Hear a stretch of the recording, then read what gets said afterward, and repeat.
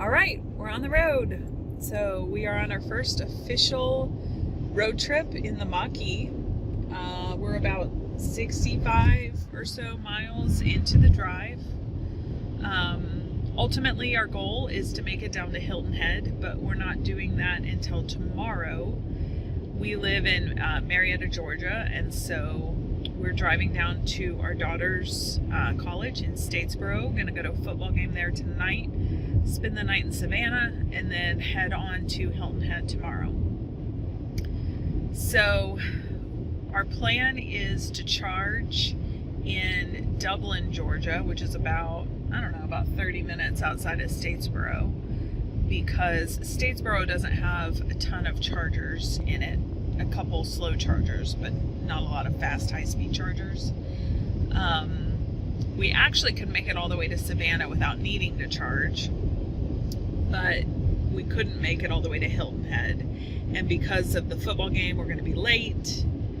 We decided instead of having to find a charger in Savannah late at night, there's not one at our hotel. There's one within 2 miles of our hotel that's a fast charger, but we didn't want to fiddle with it late tonight, and we're leaving early in the morning to go to Hilton Head, so we didn't really want to do it in the morning either. So what we're going to do is stop in Dublin, Georgia at a fast charger there and charge the car back up to 95%.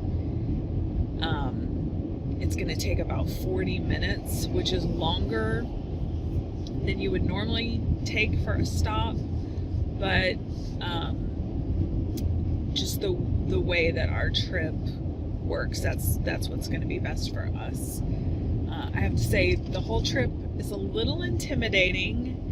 We certainly had plenty of apps and different programs, and we actually checked out a couple different ones. We did the Ford Pass app, and what was the other one? Better Route Planner. The Better Route. So we checked those off of each other, and those apps, you put in your destination, you put in, how much charge you want in the battery when you arrive at your destination, because maybe you want to drive around town some before you have to recharge it.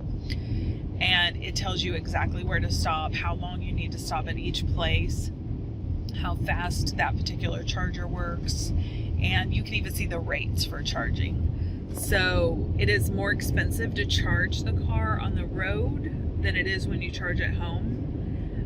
Actually, the electric plan that we have, we charge for free overnight, up to 400 kilowatt hours a month.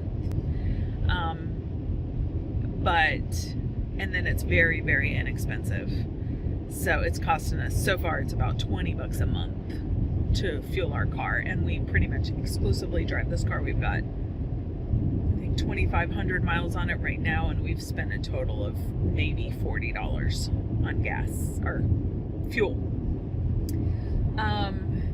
When you're driving on the interstate, just like in a gas car, it's less fuel efficient the higher speed you go.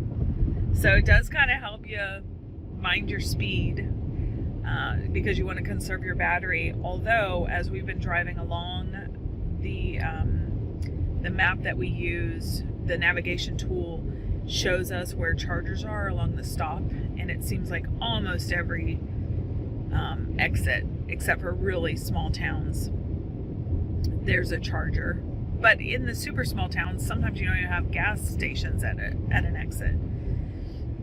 So it's not that different. And I get to drive without my hands. Yeah, and we're on Blue Cruise, so the car is actually driving itself right now, which is nice. I'd say it does a pretty good job. It tends to do a little bit of adjustment on the slower curves, like it's got to find its way. It might not be as advanced as the Tesla system because they use a different setup. They use LiDAR instead of the cameras, or in conjunction with the cameras rather. But it does pretty good.